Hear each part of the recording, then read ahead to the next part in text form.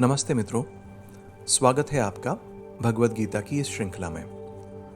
आज हम बात करेंगे दूसरे अध्याय सांख्य योग की। यह अध्याय सबसे महत्वपूर्ण है क्योंकि यहीं से भगवान श्री कृष्ण अर्जुन को ज्ञान देना शुरू करते हैं और गीता का असली संदेश सामने आता है।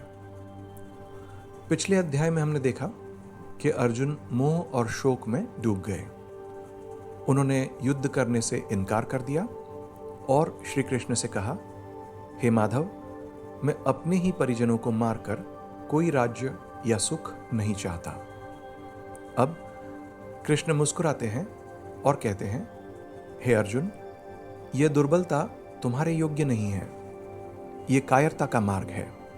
उठो और अपने धर्म का स्मरण करो।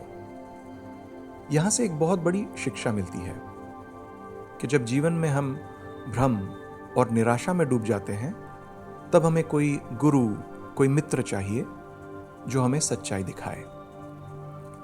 कृष्ण अर्जुन से कहते हैं, तुम जिनके लिए शोक कर रहे हो उनके लिए शोक करना व्यर्थ है। आत्मा न जन्म लेती है न कभी मरती है।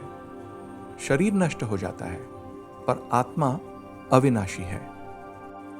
वो समझाते हैं, शस्त्र आत्मा को काट नहीं सकते, अग्नि जला नहीं सकती, जल भिगो नहीं सकता और वायु सुखा नहीं सकती।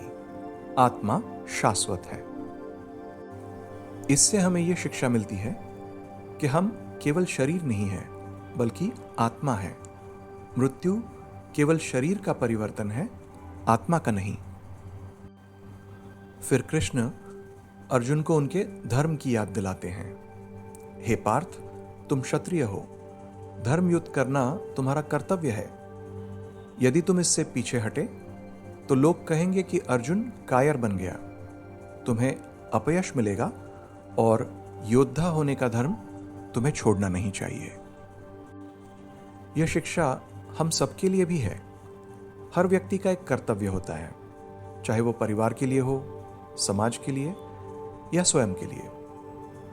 कठिनाइयों से भागना नहीं, बल्कि साहस से उनका सामना करना ही सच्चा धर्म है। कृष्ण कहते हैं, तुम्हें केवल कर्म करने का अधिकार है, फल पर नहीं।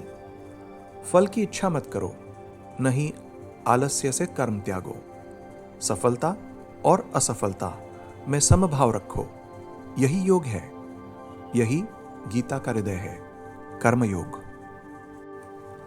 यदि हम काम केवल परिणाम पाने के लिए करेंगे तो डर और लोभ हमें परेशान करेंगे। लेकिन यदि हम कर्म को पूजा समझकर करेंगे और परिणाम को भगवान पर छोड़ देंगे तो हमें शांति और आनंद मिलेगा।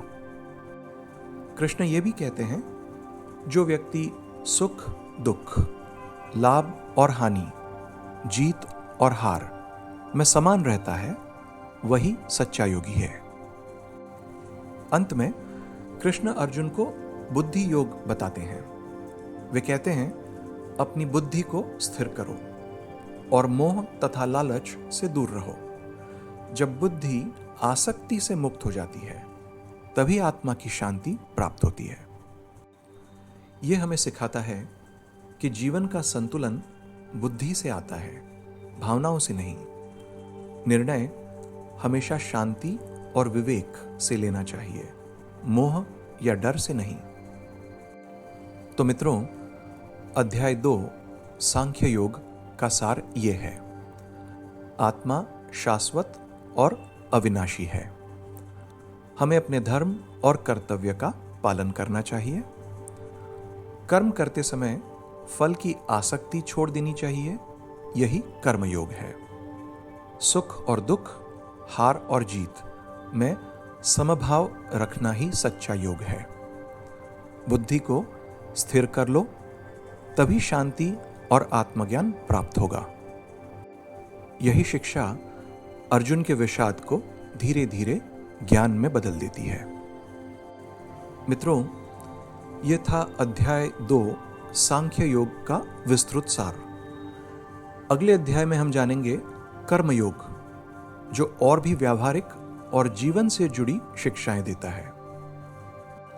अगर आपको यह वीडियो अच्छा लगा तो इसे लाइक, शेयर और सब्सक्राइब करना ना भूलें और कमेंट्स में हमें बताएं कि आपके जीवन में ऐसा कौन सा काम है जिसे आप निष्काम भाव से करना चाहते हैं। तो हमारे अगले वीडियो तक आज्ञा चाहता हूं। जय श्री कृष्ण, जय हिंद।